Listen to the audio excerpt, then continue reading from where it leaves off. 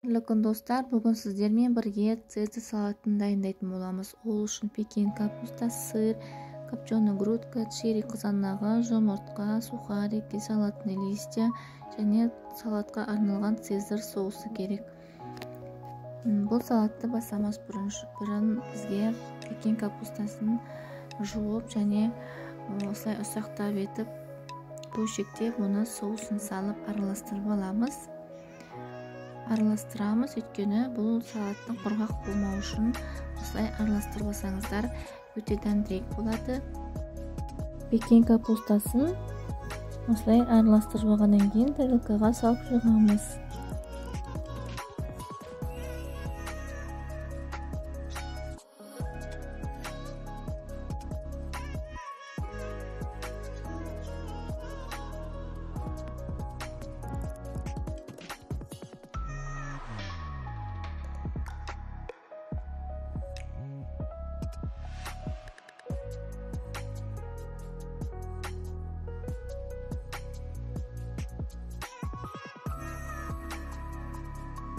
Одан кейін сухарики саламыз. Сухарикini дайындау менің YouTube каналымда бар.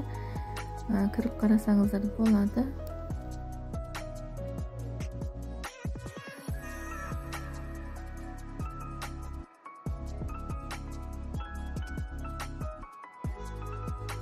Соустың шетін жіңішке етіп кесіп, осылай үстінен сығып шығамыз.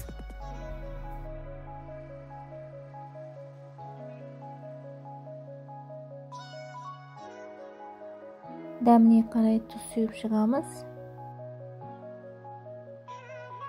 Одан кейін салатный листьяны осылай ұсақтап етіп бөліп шығамыз да, және үстіне салып шығамыз. Бұны жаңағы пекин капустасына араластырмаймын, өйткені бұл басылып қалады.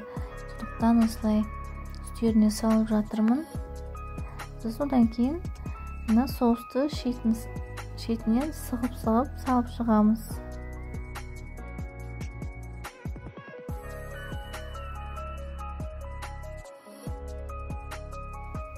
Одан кейін копченый грудканы салып шығамыз. Осылай жұқа етіп, ұзынша етіп турасаңыздар өте әдемі болады.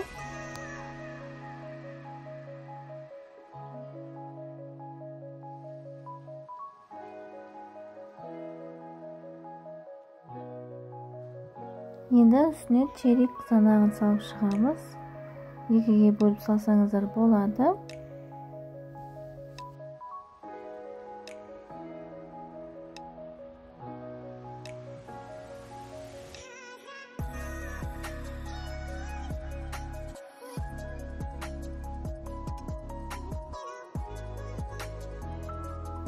Одан кейін бөдененің жұмыртқасын қайнатып, осылай екіге бөліп саламыз.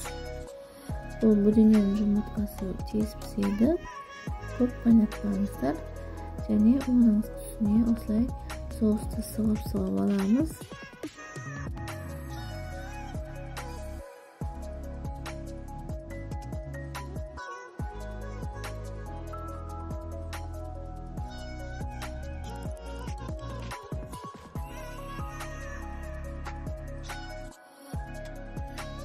Теркадан сырты өткізіп алып, өте жіңішке теркада осылай өткіземіз. Және соңғысына үстіне бетіне жауып, осылай сырларды жауып шығамыз. Мінекей осының цезарь салаты дайын болды. Сіздермен болған әйгерім. Менің видеом ұнаса, каналға тіркеліп, лайк басып, комментарий қалдыра кетіңіз. Достарыңызбен бөлісуді ұмытпаңыз.